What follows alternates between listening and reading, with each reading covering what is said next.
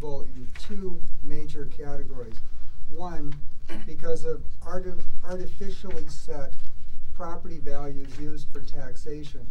Properties that have the same real market value can pay widely different property taxes. They can be as much as 50% different. This is throughout the state of Oregon.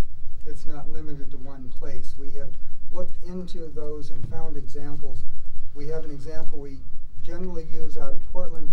2 houses sold in the same month, in the same city, same tax and jurisdictions, same price within $1,000 of sale price.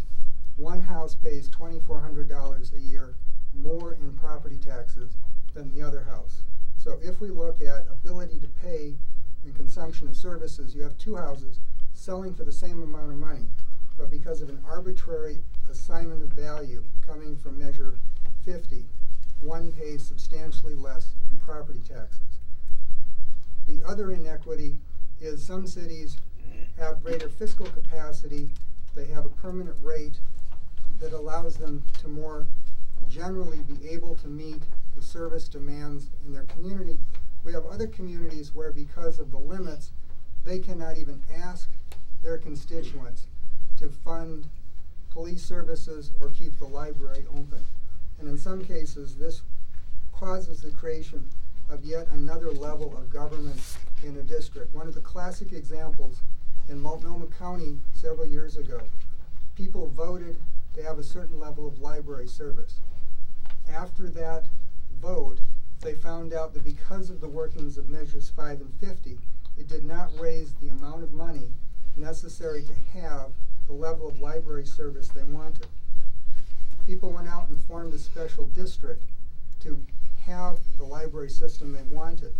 That then robbed other jurisdictions of their capacity because it then ate out of that. So if somebody wanted to have both police and library, they may not be able to go out to their voters and say, would you like this? And so what we're proposing in terms of addressing this, first in terms of the inequity of choice and capacity in communities, is that voters should be able, if they choose, to vote to tax themselves in order to have some service or maintain some activity in their community without regard to limitations that were set on a statewide basis.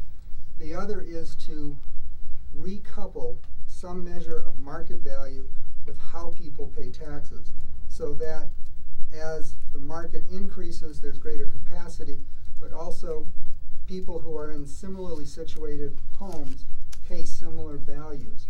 This would have to be done in a phased fashion.